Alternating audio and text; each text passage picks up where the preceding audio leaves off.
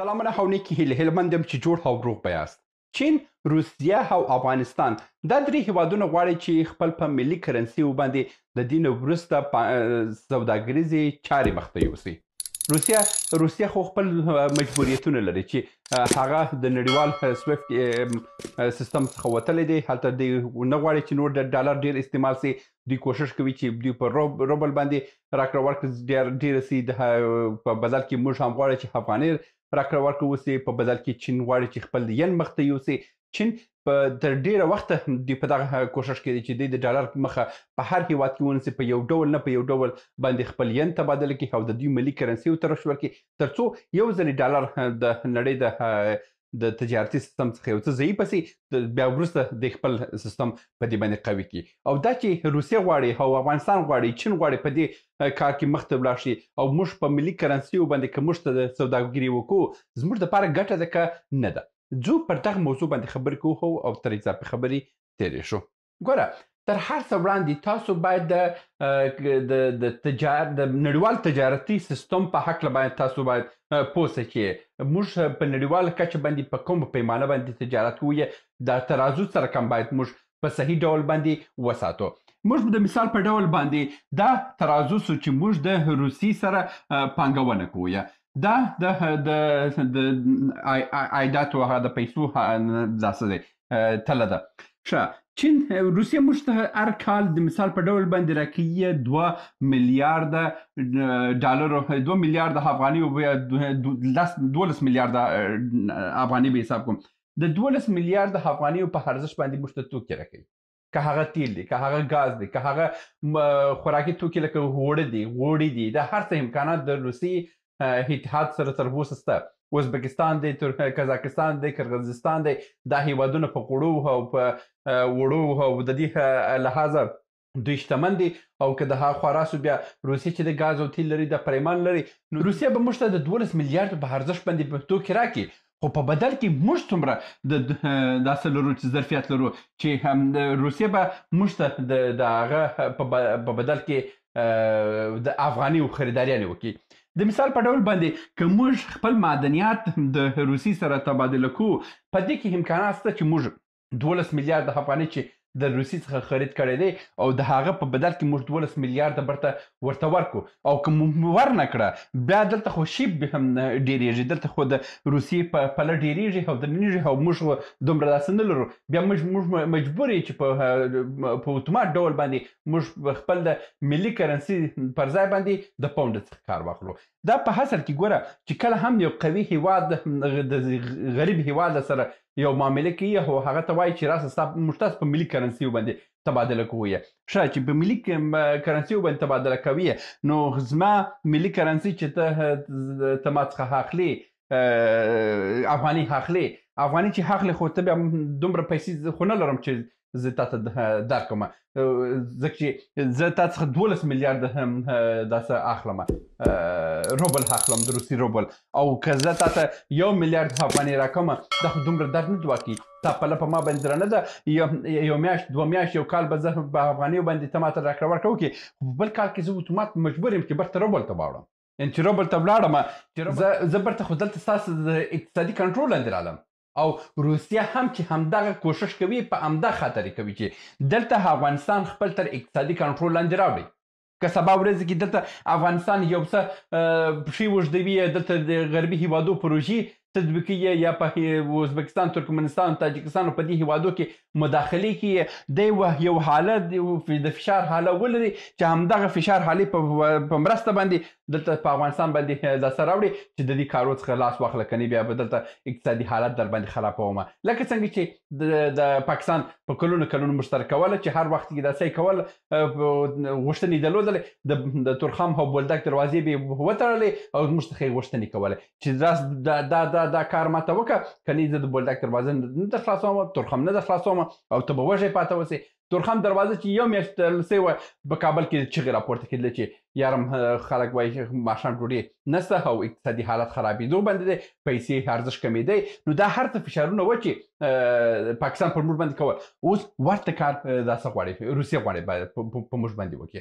او که د چین سره که موږ داسې ولرو، تبادلات ولرو، چین موږ سره په دې خاطر باندې تبادلات کوي چې موږ سره معدنیات پرته دي، موږ سره معدنیات پرته دي. دی ماته د ین څخه شان راکوي، هر څه به درکړي.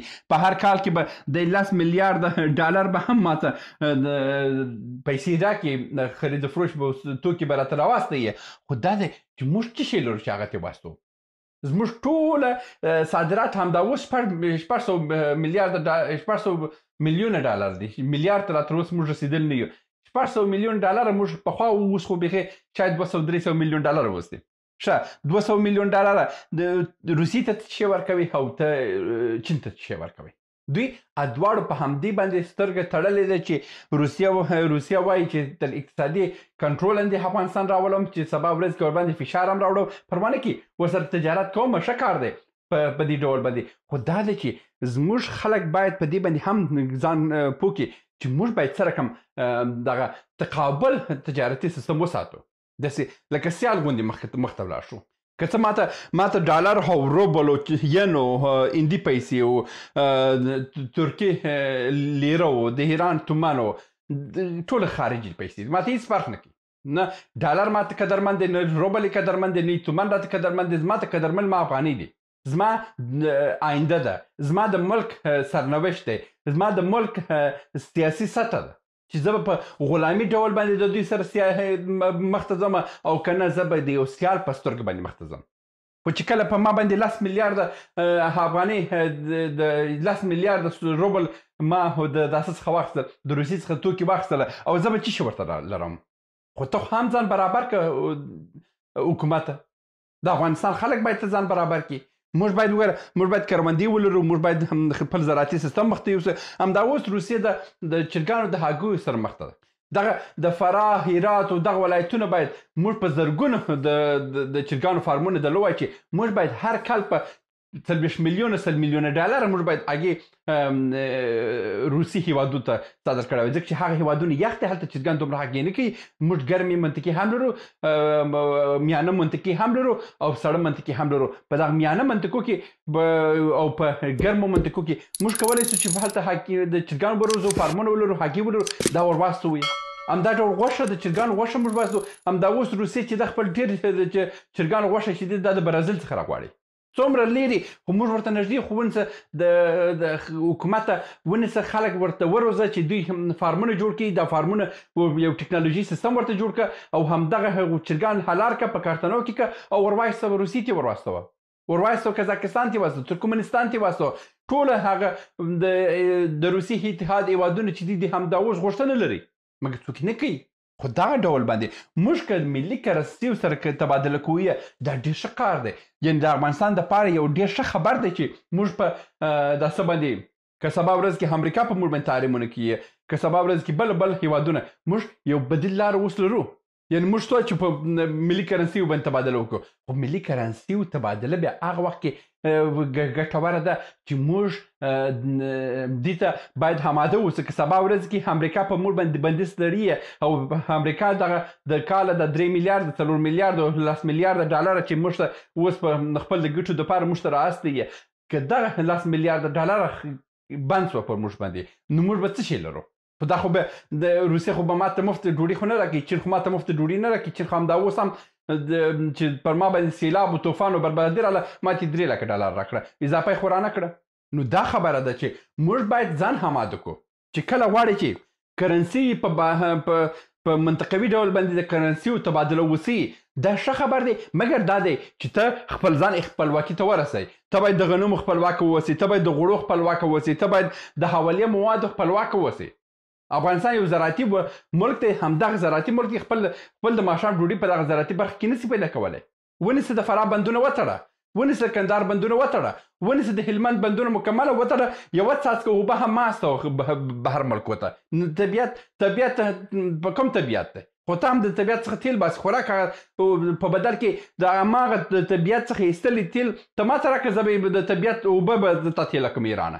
په دې رقم خو نه کېږي چې ته ماته د طبیعت خبره کوي، خو هلته بیا د تیل هم د طبیعت شی دی، ولې هغه ماته نه راکوي؟